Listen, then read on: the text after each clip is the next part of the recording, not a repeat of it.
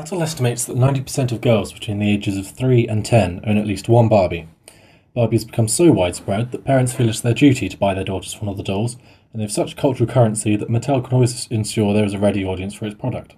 Barbie was created in the 1950s by businesswoman Ruth Handler. According to her, children use dolls to reflect the adult world around them, but perhaps it is more likely that the dolls begin to impose their image onto the girl's reality. Handler saw that toy designers were horrified by the thought of wanting to make a doll with breasts, highlighting the constant disconnect between the doll and the physiology it purports to represent. After Barbie's debut at the American Toy Fair in 1959, Ken was created in 1961 and their first black Barbie in 1967, coloured Francie. The doll was certainly not a success. It was essentially a reskinned white Barbie, complete with straight hair and Caucasian features. Thus, in the racially tumultuous times of the late 60s, it failed to catch the imagination of white audiences and left black audiences feeling cold. Christie, created a year later, had darker skin tone and curly hair, and was far more successful. By the 90s, once Mattel had acquired Bandai Toys, there was Japanese Barbie, UK Barbie, French, Italian and Indian Barbie. The supposedly authentic Indian Barbie was as tokenistic an attempt at diversity as its faux ethnic sister coloured Francie.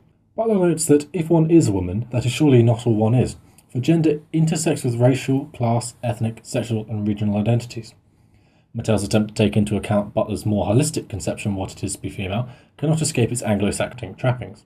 It is merely a transposition of the Handler's monolithic conception of the 50s woman, and a prohibitively white ideal of femininity.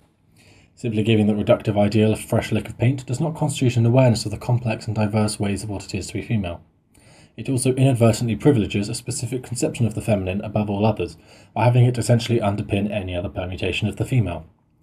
Barbie is attempting to project the illusion of choice along with cultural sensitivity. It is in reality merely a highly standardized projection with veneer of diversity.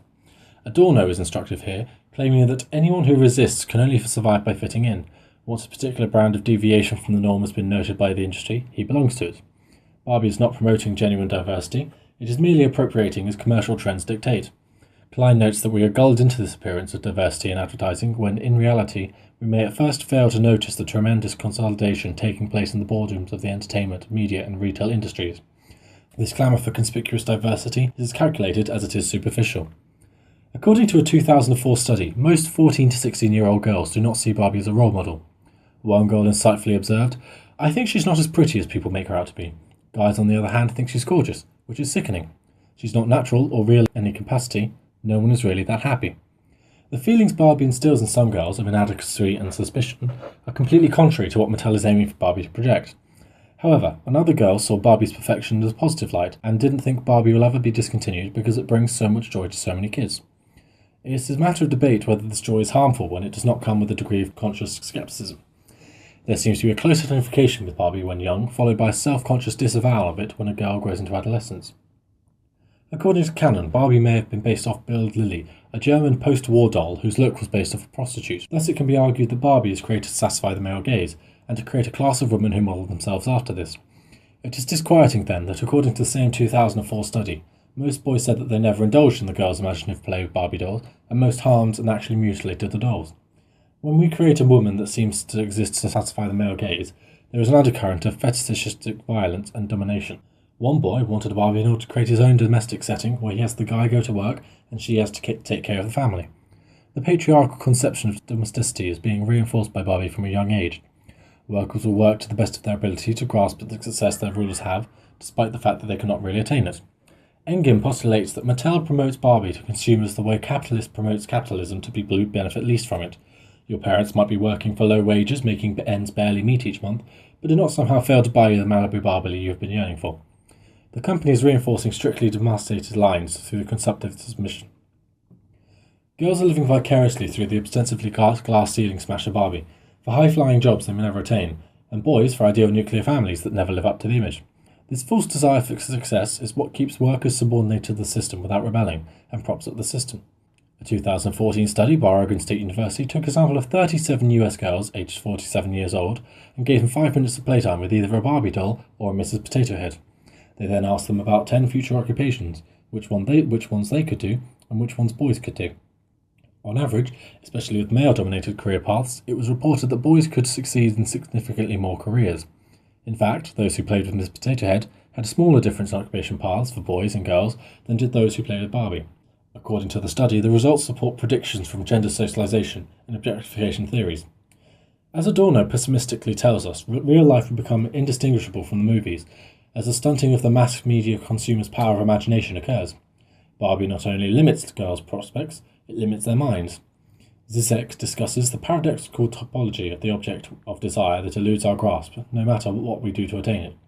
We are creating an ingrained desire in girls that they will never be able to live up to, but it is the Sisyphean pursuit of this that keeps Barbie relevant. Nomani points out that Barbie held the power to infiltrate the child's consciousness and educate the child about how to act, what to wear, what to buy, and sadly, how to look. However, this assumed desire is not universal. Barbie failed in India, and as Nomani continues, although Barbie has not been accused of outright of violating any of India's anti-obscenity laws, her body comes dangerously close to an obscene or indecent representation of the female form. It is hard not to become uneasy at the idea of a doll possessed by 90% of young girls borders on the obscene. Engen discusses Barbie's hegemonic power, declaring, Mattel has often been questioned by cultural critics who critique Barbie as typifying hegemonic aesthetic ideals, reinforcing the codes of patriarchal society, mainstreaming heterosexuality, and white Anglo-Saxon values of the Western world. Imperialism is just as virulent whether it be dolls or soldiers on the front line of it. However, a strange divergence comes in with Ken. Even though he appears to typify the perfectly hegemonic American male, the Ken doll now appears rather camp and feminine to the modern eye. Toy Story 3 lampoons this when Ken's desire all along was to exuberantly and flamboyantly stage a fashion show for Barbie. The actor Casper Van Dien reacted to constant insult of being a Ken doll at high school by getting himself into numerous fights. Clearly, this hyper-masculine conception of male is not one men want to live up to. Ken is strangely accidentally subversive. Butler notes that identities in which gender does not follow from sex and those in which the practice of desire does not follow from either sex or gender cannot exist. However, Ken's gender identity and desires do not seem to follow from his sex. Ultimately, as Engine concludes, the concepts that make many girls bond with their Barbies also connote that they can never measure up to these limits. The Simpsons has often engaged politically with trends in American culture.